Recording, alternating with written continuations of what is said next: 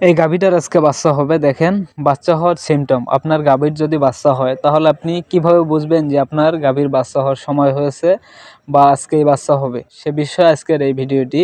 তবে ভিডিওটিতে একটি লাইক, কমেন্ট এবং আপনারা যদি আমার এই চ্যানেলে নতুন দর্শক হয়ে থাকেন তাহলে অবশ্যই আমাদের এই চ্যানেলটিকে সাবস্ক্রাইব করে ভিডিওটি শেষ পর্যন্ত দেখতে থাকেন। চলুন তাহলে আপনাদেরকে সেই বিষয়গুলো সম্পর্কে বলি। গাভীর বাচ্চা হওয়ার সময় হলে আপনি কিভাবে বুঝবেন সে বিষয়ে আজকের এই ভিডিওটা। প্রথম নাম্বার, আপনার গাভীর যদি বাচ্চা হয় তাহলে দেখবেন যে এই যে গাভীটা যেরকম করতেছে, হাত পাও সবসময়ের জন্য নড়াচড়া করে থাকবে, হাত পা আছড়াআছড়ি করবে। আর দেখবেন যে ওই যে লেজ যে আছে, লেজের গোড়ায় দেখবেন যে একবারে খাল হয়ে যাবে। আর লেজ দেখবেন যে সবসময়ের জন্য নড়াচড়া করবে, লেজ খাড়া করে রাখবে। ও মেন হলো যে ও কোনো সময়ের জন্য স্থির থাকবে না, এই গাভীটার মতোই করবে। এই দেখেন এই গাভীটার অবশ্য আজকে বাচ্চা হবে। বাচ্চা হওয়ার যে আলামতগুলো সেগুলোই আপনাদেরকে দেখাচ্ছি। আর যেটা দেখে আপনারা বুঝবেন যে আপনার গাভীর বাচ্চা হবে সেটি হলো ঘন ঘন প্রস্রাব করবে, পায়খানা করবে। আর বাটে দেখবেন যে দুধ এসে যাবে।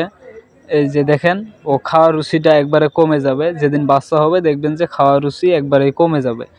ওর সেদিনকের ভাবমূর্তিটাই দেখবেন যে একবারে আলাদা হয়ে গেছে। তাহলেই বুঝবেন যে আপনার গাভীটির বাচ্চা হবেই। এই গাভীটার কিন্তু আজকে বাচ্চা হবে। এই যে দেখেন প্রপোজিশনে এসে গেছে। মল মিউকাস আসবে, আমরা যেটাকে বলি মল যেটা বলি, দেখবেন যে স্বচ্ছ একবারে ফ্রেশ যে মলগুলো আছে সেগুলো এসে যাবে।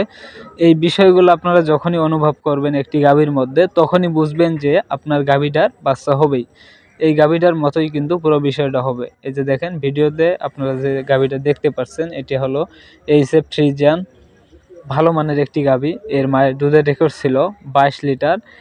খামারি আশা করে যে এর কমপক্ষে 25 থেকে 30 লিটার দুধ হতে পারে, সে বিষয়ে উনি মানে একটা দীর্ঘ বিশ্বাস নিয়ে আছে। গাভীটা কিন্তু দেখতে মোটামুটি অনেক সুন্দর। আপনারা যারা গাভী গরু পালন করেন তাদের কিন্তু এই বিষয়গুলো জানা অত্যন্ত গুরুত্বপূর্ণ। আর যখন একটি গাভীর বাচ্চা হওয়ার সময় হবে তখন কিন্তু অবশ্যই গাভীটাকে বাইরে খোলামেলা জায়গায় রেখে দিবেন, কারণ বাচ্চাটা যাতে আউট করতে সুবিধা হয়। যখনই ঘরে রাখবেন তখনই কিন্তু আপনি সমস্যার মুখে পড়তে পারেন, এজন্য বাইরে রেখে দিবেন।